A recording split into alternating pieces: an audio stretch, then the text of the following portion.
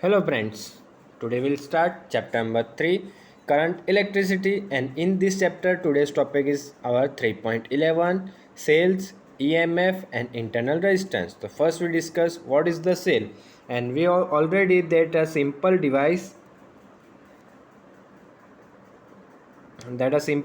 to maintain a steady current. Maintain a steady current in an electric circuit is call the electrolytic cell. Means की कोई भी circuits में अगर हमें steady means क्या होगा, एकदम सेम करंट और सेम डायरेक्शन में इजीली एकदम फिक्स रेट से क्या कर रहा हो करंट पास कर रहा हूँ। मीन्स की 2 एम्पियर हो रहा है तो कंटिन्यूसली 2 एम्पियर करंट वहाँ पे अगर सप्लाई मिल रही हो, या 3 एम्पियर हो तो 3 एम्पियर कंटिन्यूसली जो मिलता है उस चीज़ को हम क्या बोलते हैं, कॉन्स्टेंट जो करंट मिलेगा तो उसको हम क्या बोलेंगे, स्टेडी करंट। और ऐसे जो डिवाइस होती है उस डिवाइस को हम क्या बोलते हैं, इलेक्ट्रोलाइटिक सेल। और इन इलेक्ट्रोलाइटिक सेल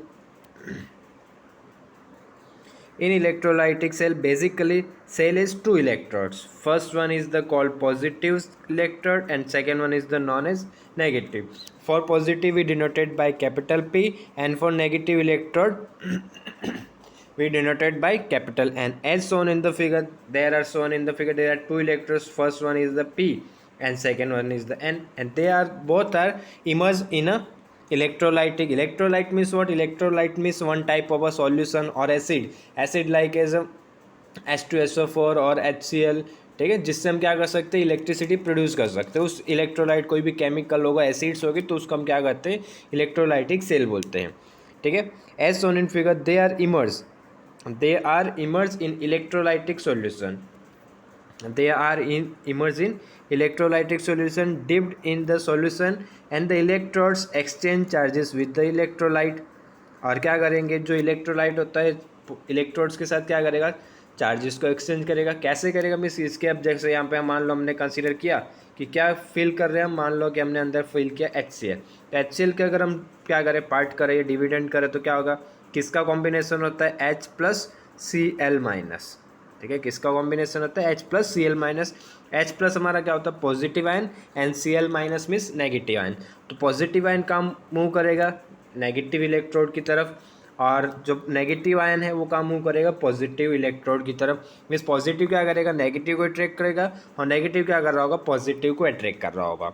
ठीक है, तो इसकी वजह से क्या करेंगे, Cl- किस डायरेक्शन में मूव करेंगे, towards the positive P, and the H plus is moving और a motion towards the negative electrode N। Okay, और इसकी वजह से वहाँ पे क्या होगा, चार्जेस, ये आयंस क्या कर रहे हैं, फ्लो कर रहे हैं, आयंस मोशन करें तो वहाँ पे क्या प्रोड्यूस होगा, करंट प्रोड्यूस होगा। और ये चीज़ हमने ऑलरेडी डिस्कस की कि कंडक्टर्स में इलेक्ट्रॉन्स की वजह से करंट प्रोड्यूस होता है। इलेक्ट्रोलाइट में positive and negative ions both are responsible for the producing any current. Okay, and third one is the known as semiconductor, and in semiconductor the current is producing by the electrons and hole. Okay, तो next we start, and the next is the positive electrode has a, suppose यहाँ से हम consider करें, the positive electrode has a potential difference V plus, and between it self and electrolyte solution immediately adjacent to it, mark A in figure. ठीक है, अगर miss के क्या consider किया, पॉजिटिव पे उन्होंने बोला है कि उसके पास चार्जेस पोटेंशियल क्या होगा, V प्लस, और नेगेटिव के पास चार्ज पोटेंशियल क्या होगा, V माइनस। ठीक है, और ये चीज़ देख सकते हैं। ओके, और देखो पॉजिटिव के लिए पॉजिटिव एंड का उन्होंने बोला है potential P plus V, and for negative electrode the potential difference is minus V। ठीक है, तो ये चीज़ बोली। अब पोटेंशियल डिफरेंस हमारे लिए इंपॉर्टेंट होता है कि कोई भी करंट यहाँ से अगर वहाँ फ्लो कर रहा है तो दोनों के बीच में जो डिफरेंस होगा उसकी वजह से ज़्यादा करंट फ्लो होगा। ठीक है, जैसे अगर मान लो कि फर्स्ट पॉजिटिव पे, ठीक है, जैसे सपोज पॉजिटिव एंड पे हमारा वोल्टेज हो सपोज 10 वोल्ट, और नेगेटिव पे वैल्यू अगर हो सपोज 2, तो डिफरेंस कितना होगा, 8। ठीक है, और जो करंट फ्लो होगा, जो करंट प्रोड्यूस होगा वो किसकी वजह से होगा, 10 और 2 की वजह से नहीं, वहाँ पे उनके बीच में जो डिफरेंसेस होगा उसको हम क्या बोलते हैं, potential difference. So for our its depend, हमारे लिए जो इंपॉर्टेंट चीज़ है वो क्या है, यहाँ पे डिफरेंस है, potential difference is our important topic. ठीक है, यहाँ पे रहेगा, और देख सकते हैं यहाँ से अगर देखो तो अब क्या बोला, this difference is called the electromotive force. और ये जो डिफरेंस होता है इस डिफरेंस को हम क्या बोलते हैं, the electromotive force are denoted by epsilon. ठीक है, इसके लिए EMF को हम क्या बोलते हैं, शॉर्ट में EMF बोलते हैं ना, EMF battery of EMF 2, B at EMF of 2 cell, EMF 3, ठीक है। तो EMF मीन्स क्या होता है, इलेक्ट्रोमोटिव फोर्स मीन्स के जो रिजल्टेंट होता है, ठीक है। तो उसके लिए दोनों का क्या करना पड़ेगा, नेगेटिव मीन्स की डिफरेंस निकालोगे। तो डिफरेंस कैसे निकालोगे, डिफरेंस देखो चलो निकाल के बता देते हैं।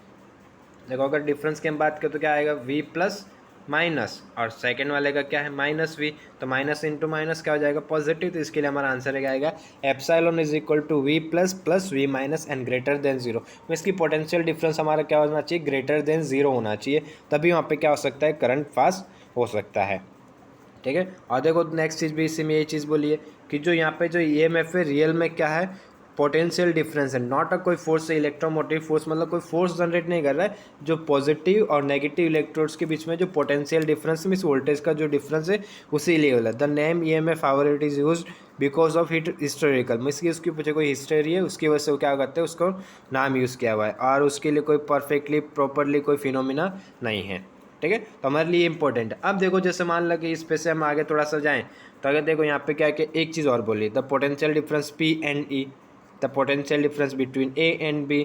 तो उसी के क्या लिए बोला, V इज इक्वल टू हम क्या करते हैं, अब यहाँ पे एक नया टर्म आता है जिसको हम बोलते हैं इंटरनल रेजिस्टेंस। मीन्स की बैटरी को बनाने के लिए हम क्या यूज़ कर रहे होंगे, अंदर वायर केमिकल यूज़ किया, तो उसका खुद का भी क्या होगा, कुछ ना कुछ रेजिस्टेंस होगा, जिसकी वजह से करंट क्या हो सकता है, कम हो सकता है, अपोज हो सकता है। तो उस चीज़ के लिए अगर हम देखें, ठीक है, तो वहाँ पे क्या होता है, जो रियल में जितना EMF प्रोड्यूस होना चाहिए उतना EMF होने देगा नहीं, जो हमें रिजल्टेंट पोटेंशियल आउटपुट जो मिल रहा होगा उतना हमें मिलने देगा नहीं। तो वहाँ पे क्या होता है, थोड़ी सी वैल्यू क्या हो जाती है, कम हो जाती है। और देखो इसीलिए पोटेंशियल को उन्होंने किससे डिनोट किया हुआ है, IR से।